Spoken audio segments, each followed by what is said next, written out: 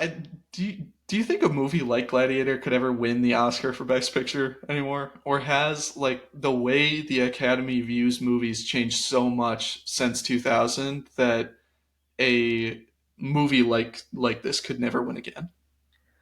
I think it could, but there's a lot of layers here. It has to be directed by a fading great director like a Ridley Scott. Like this is their final chance to get an Oscar doing a movie that they want to make. Like not Scorsese because he's already done it, but like a Scorsese Killers of the Flower Moon kind of thing.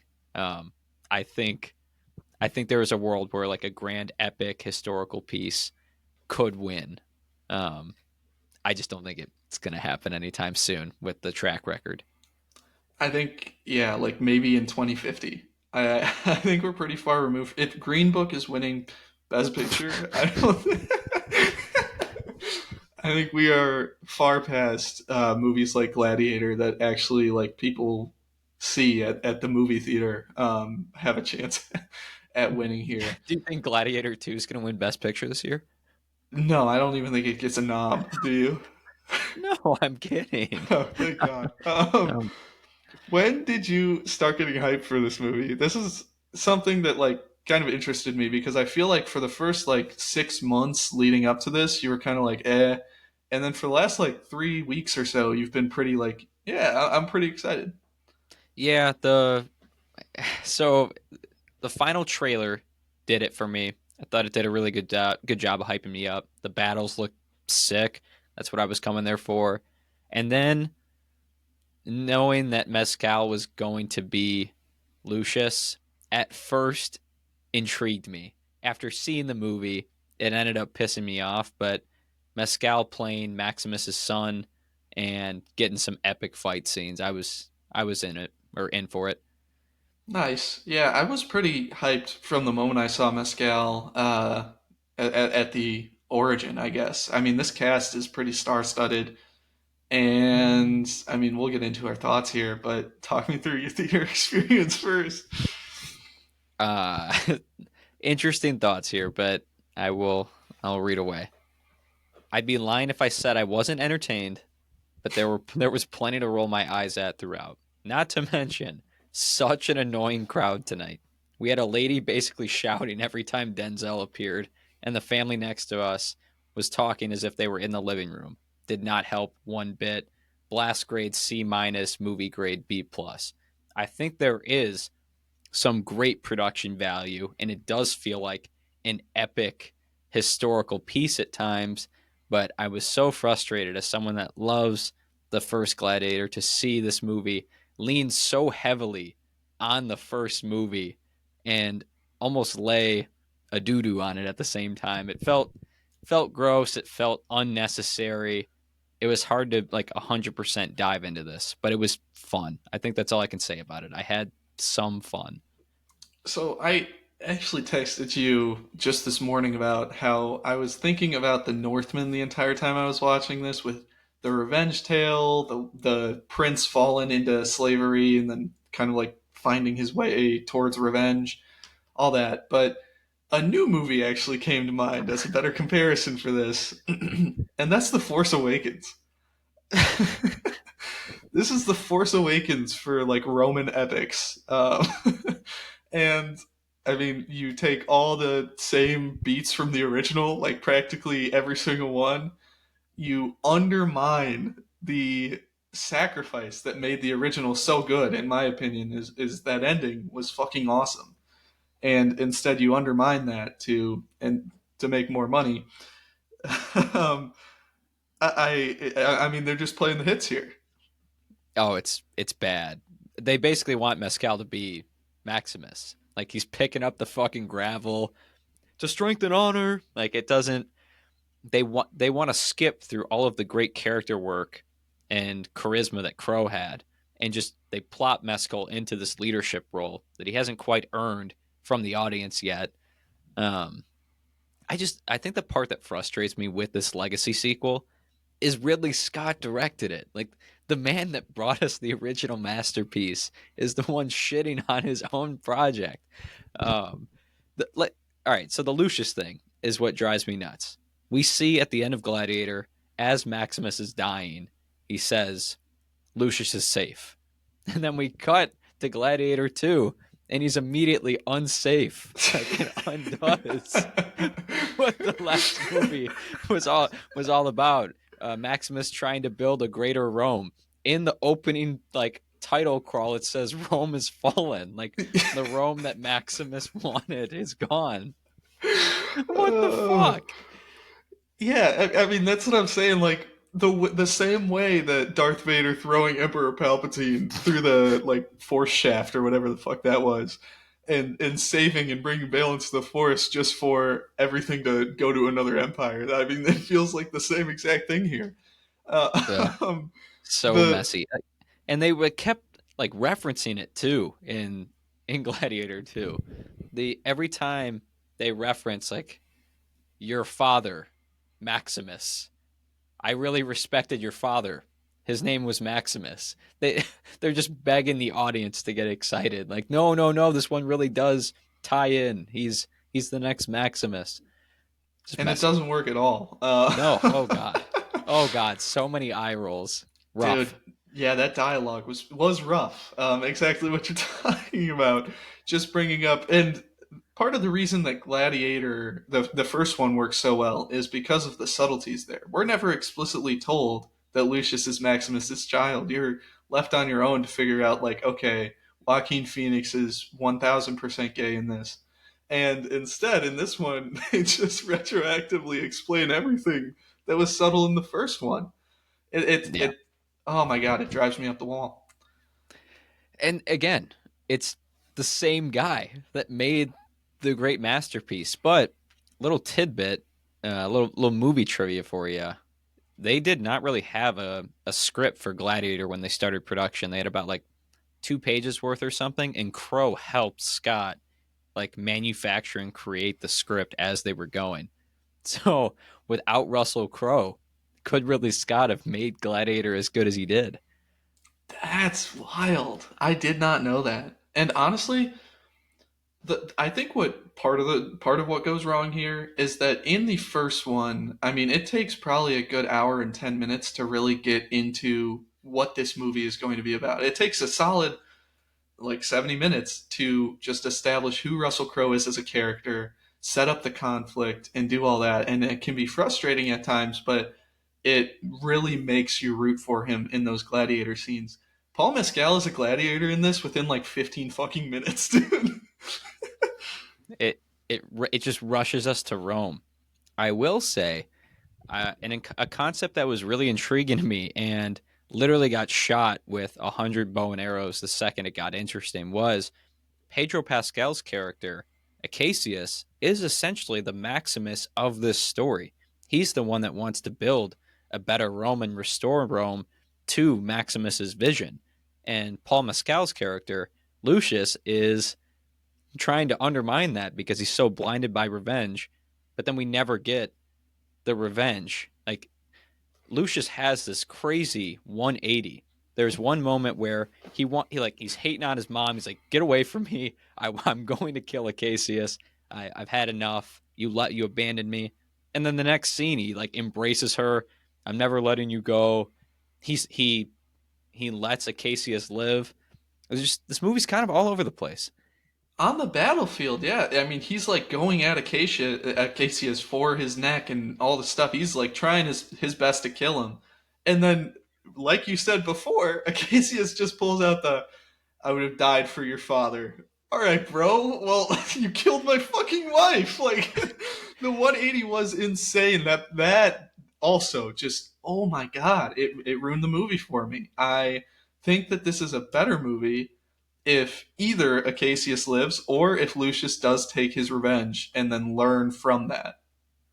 Yes, I think the movie goes downhill once Acacius does die. I think he was the most, and it's funny. I wasn't expecting it. Maybe my expectations for Pascal were so rock bottom, but I thought he was one of the shining stars of this movie, outside of Denzel and the Emperors. I thought Joseph Quinn was really good as this unhinged lunatic emperor. I uh, I thought Joseph Quinn was good, but I found myself comparing him to Joaquin Phoenix, and I don't think he is anywhere even close to Joaquin Phoenix, where he was in Gladiator 1. Well, Joaquin Phoenix is just a masterclass actor. But the other thing too is that Commodus is built up in an established character. Like he's a manufactured villain through great writing. They're Joseph Quinn and the other goober that's Emperor, they're plopped in as Emperor. You don't see how they come to power. And I think that's part of it too. Like we don't get time to hate Joseph Quinn straight away. But we do get time to hate Denzel. He is a an awesome villain here. He is. He was by far the best part of this movie for me. And I think it's weird. I don't know if you've seen any of Ridley Scott's comments about what inspired Denzel, but that's something to probably get into after the pod. It's a weird way to say what he was trying to say. I think Denzel as a villain in this works great, but I don't think it is how Ridley Scott intended him to work.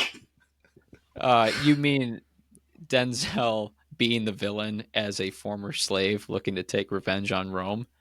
Yeah, I don't know. I thought Denzel as like a master manipulator. I mean, he kind of plays like a Zendaya and Challengers type of character in this. Like he is really behind everything. He's almost like Palpatine in the first however many Star Wars is, where he is really just orchestrating every single thing that happens. And it was cool to see that from our perspective, knowing how hard he's manipulating these two fucking idiots. Because Joseph Quinn's twin in this movie is one of the most insufferable bad characters I have ever seen. when when he appointed his pet monkey as like chair counsel, the theater went nuts. That was awesome. I can't believe this. Like the entire time, I was just feeling this isn't Ridley Scott. Like, what the fuck happened here? This can't be Ridley Scott. And so that brings me to my question: is this just a straight up cash grab? The answer is obviously yes. You know, I hope that it is because if it isn't, then Ridley Scott needs to have a sit down with his agent and his peers. Gladiator 3 has already been announced. Stop it. Ridley Scott's already talking about his plans for it.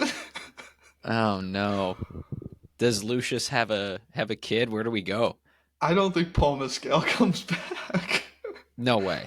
No way. And I'm sure we're going to talk about this at some point, but does this movie kind of hurt Mescal as like a star, like in a big blockbuster movie? I don't think so.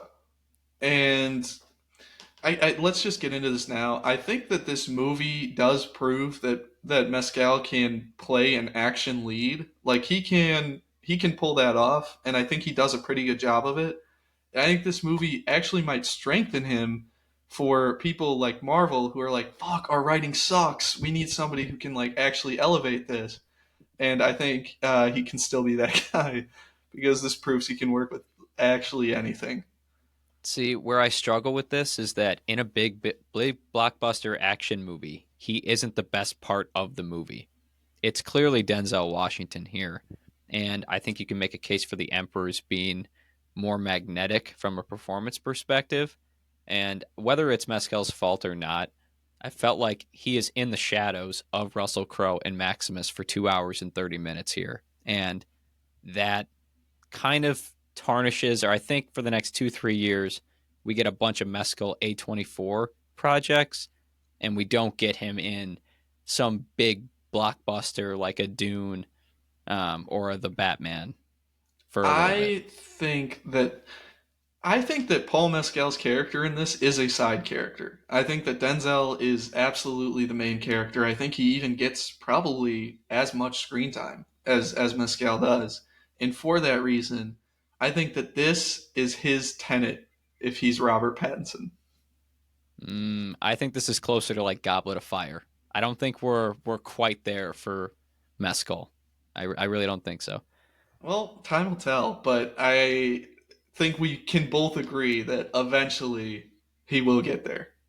If he wants to. maybe after this, he's like, holy shit, I Back need to to do After another All Sun. of Us Strangers. Yeah. I mean, oh man.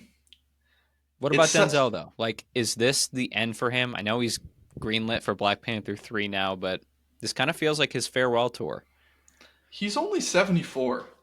And I'm just going to throw this out there. I think that this is his Hannibal Lecter performance that can open up the door to another side of Denzel Washington performances. How so? Because I feel like he's played a notorious, insufferable villain 100 times before. Like, this is Denzel being Denzel, like he has been for the last 30 years. What movies is he a villain in? I always think of him as the protagonist.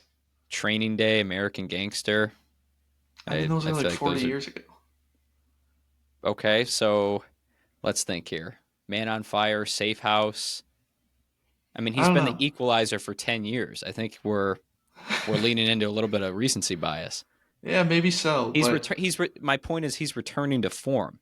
Like I felt like mm, Equalizer was the end of Denzel. It was going to be like Russell Crowe. Let me just make a bunch of dollars and then hang it up. I think with Gladiator 2 and this awesome performance, I think there's a pocket where he goes for one last like Oscar chase. interesting. Hmm. I'll be interested to see how that plays out because honestly, I envision another 20 years of Denzel Washington performances. I hope we get 20 more years. It doesn't seem like he's interested in that. Um, I think he said he's only got like 3, 4 projects left in him, and one of them is Black Panther 3, only because Ryan Coogler is directing it, and he That's wants to cool. help his buddy out. I wonder, like, do you think then he goes on for a couple of other directors and does great movies? Like, is Denzel in a who's another great like only 2 or 3 movie people? Hmm. What do you mean, 2 or 3 people? Like 2 or 3 movies they've made. Like I'm trying to think of like, is there any other growing directors who Denzel would want to add his image to like their name? I mean, Jordan Peele is the only name that comes to mind. Still Fair. on the rise. I mean, we've only seen 3 movies, but I could also see him getting attached to this new Christopher Nolan project that's coming out. I wouldn't be Mm, surprised. nice. What about Pedro? Where's what's next for Pedro? I don't know, but probably another like 6, 7 movies for next year. The guy's everywhere. And honestly, I liked him in Gladiator 2. He was one of my favorite parts, and that was a big surprise to me. So if Fantastic Four is a hit, we're going to see a lot more of Pedro Pascal for years to come. I think we are going to see Pedro Pascal for approximately 3 more years until the TikTok people who brought this guy to stardom forget about him. And he inevitably just fades into like Tony Todd levels of stardom for the rest of his life. Well, again, it kind of depends on Fantastic Four. If that Yeah. sucks or the MCU completely falls flat on his face, I think that's it because we're only getting one more The Last of Us season with him, I would imagine. Hmm. And Fantastic Four seems like his Hail Mary play. If that's a hit, I mean, he's going to be around. I mean, look, Chris Evans, yeah, he hasn't had any hits outside of Knives Out, but he's Red been one. around. Yeah, Red One on IMAX, see it on IMAX. Oh my god. I don't know, man. What about Joseph Quinn? I Scorching Hot. I again another guy that's going to be in Fantastic Four. He was in A Quiet Place day one. He seems to be popping up. Everyone seems to like him. Stranger Things 4. He was Eddie. I think we're going to get a lot of Joseph Quinn for again another 3, 4 years. I think Joseph Quinn's 2000s comp is Taylor Lautner. I think he's going to fall off the face of the earth in like 2 or 3 years. I really don't think that Joseph Quinn has it. Like I saw flashes in this movie, but I don't think he gave a great performance. I think he gave a good performance, but not great, not amazing. Like a solid 6.5 out of 10. And That if one of the greatest directors of all time can only bring that out of him, I don't think that he's around for years and years and years. All right, well, we did just talk about how shitty the dialogue was in this movie. That's point one. Point That's two, fair. I don't think Taylor Lautner gave north of a 6 out of 10 performance in his entire career. So insane comp. He was just hot. Abduction? Watched that in my car, driving on like a family vacation. It was on like the minivan, like mini TV. Sucked. I'd Horrible. argue Shark Boy and Lava Girl. He gives 9 out of 10 his best performance of his career. Yeah, but he gets outclassed by George Lopez there, so Good it's a call. scratch.